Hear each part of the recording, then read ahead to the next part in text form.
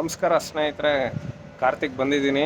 So ಮಧ್ಯಾಹ್ನ as usual ಬಂದಿದ್ದೀನಿ ಸ್ನೇಹಿತರೆ. ಸೊ ನಮ್ಮ ಶಿವಲಿಂಗೇಗೌಡರು ಕಾಳ್ 3 ಬಾರಿ ಗೆದ್ದಿರ್ತಕ್ಕಂಥವ್ರು, JDS ಅಲ್ಲಿ 1 ಬಾರಿ ಸೋತಿರ್ತಕ್ಕಂಥವ್ರು. ಈ ಬಾರಿ ನಮ್ಮ ಪಕ್ಷದಿಂದ ವಲಸೆ ಹೋಗಿ ಅಲ್ಲೂ ಕೂಡ ಗೆದ್ದಿರ್ತಕ್ಕಂಥ ಶಿವಲಿಂಗೇಗೌಡರು ಸದನದಲ್ಲಿ ಭಾಷಣ ಮಾಡ್ತಾರೆ. ಪಾಪ ಎಲೆಕ್ಷನ್ನು ಹೆಂಗೆ ನಡಿಬೇಕು, ಎಲ್ಲ ತಾಲೂಕು ಮಟ್ಟದಲ್ಲಿ ಕೂತ್ಕೊಬಿಡೋಣ, ಕಡ್ದು ಕಟ್ಟೆ ಹಾಕ್ಬಿಡೋಣ, ಹೋಗಿ ಓಟ್ ಹಾಕ್ತಾರೆ ಅಂತ. ಆಯಿತು, ಅವ್ರದ್ದು ಎಲ್ಲವೂ ಸರಿ, ಅವ್ರ ಐಡಿಯಾಲಜಿ ಸರಿ, ಎಲ್ಲ ಸರಿ.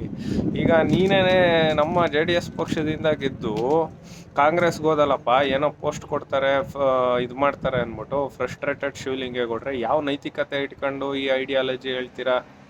ಆಯಿತು, 224 ಕ್ಷೇತ್ರದಲ್ಲೂ ಹಿಂಗೆ ಎಲೆಕ್ಷನ್ ನಡೆಸೋಣ, ನೀವು ಒಪ್ತೀರಾ? ಕಾಲ್ಡ್ ಬಂಡೆ ಅಲಿಯಾಸ್ ತಿಹಾರ್ ಜೈಲ್ಗೆ ಹೋಗಿ ಬಂದಿರೋ ಅಂಥ DK ಶಿವಕುಮಾರ್ ಒಪ್ತಾರಾ? ನಿಮ್ಮ ಸಿದ್ದರಾಮಯ್ಯನವರು ಒಪ್ತಾರಾ? ಅದೇನೋ ಒಂದು ಗಾದೆ ಮಾತು ಹೇಳ್ತಾರೆ, ಇದು ಏನೋ ಕಟ್ಟಾಯಿತು.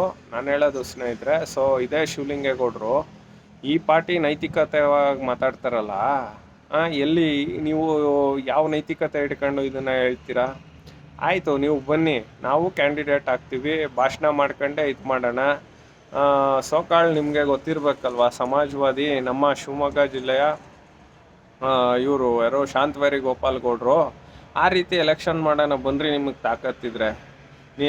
ನಿಜವಾಗ್ಲೂ ನಿಮಗೆ ತಾಕತ್ತಿದ್ರೆ ಬನ್ನಿ, ಆ ರೀತಿ ಎಲೆಕ್ಷನ್ ಮಾಡೋಣ. ನೀವು ಠೇವಣಿ ಇಲ್ದಂಗೆ ಸೋತೋಗ್ತೀರ, ನಾವು ದುಡ್ಡು ಹಂಚಲ್ಲ. ಬಟ್ ಏನೋ ನೀವು ಆ ಪಕ್ಷಕ್ಕೆ ಹೋಗ್ಬಿಟ್ಟು ಏನೋ ಕಡ್ದು ಕಟ್ಟೆ ಹಾಕ್ತೀನಿ, ಇನ್ನೊಂದು ಹಾಕ್ತೀನಿ ಅಂತ ಹೋಗ್ಬಿಟ್ಟು ನೀವು ನಮ್ಮ JDSಗೆ ದ್ರೋಹ ಬಗ್ದಂಥವ್ರು ಇವತ್ತು ಐಡಿಯಾಲಜಿಲಿ ಮಾತಾಡ್ತಿರಲ್ಲ, ನಿಮಗೆ ನೈತಿಕತೆ ಇದೆಯಾ? ಆದರೂ ನನಗೆ ಒಂದಂತೂ ಖುಷಿ, ನೀವು ಇವತ್ತು ಸದನದಲ್ಲಿ ಹೇಳಿದ್ರಲ್ಲ, ಎಲ್ಲವನ್ನು ಬಿಟ್ಟು ನಾವು ಹೋಗಿ ಚುನಾವಣೆ ಮಾಡೋಣ ಅಂತ. ಆ ರೀತಿ ಮಾಡೋಣ, ಅದು ಆದಷ್ಟು ಬೇಗ ಆಗಲಿ ಶಿವಲಿಂಗೇಗೌಡ್ರೆ. ಆದರೆ ಒಂದು, ಯಾವುದೇ ಪಕ್ಷದಲ್ಲಿರಲಿ ಒಳ್ಳೆಯದನ್ನು ನಾವು ಸ್ವೀಕರಿಸ್ತೀವಿ. ನೀವು ಹೋಗಿರ್ಬೋದು, ನಿಮ್ಗೆ ಒಳ್ಳೆ ಭವಿಷ್ಯ ಕೊಡಲಿ. ಫ್ರಸ್ಟ್ರೇಟೆಡ್ ಶಿವಲಿಂಗೇಗೌಡ್ರು ಆಗಿದ್ದೀರಾ, ನೀವು ಮಂತ್ರಿ ಆಗ್ತೀನಿ ಅಂತ ಹೋದ್ರಿ, ಅಟ್ಲೀಸ್ಟ್ ಬೋರ್ಡ್ ಚೇರ್ಮನ್ ಆಗಿದ್ದೀರಾ.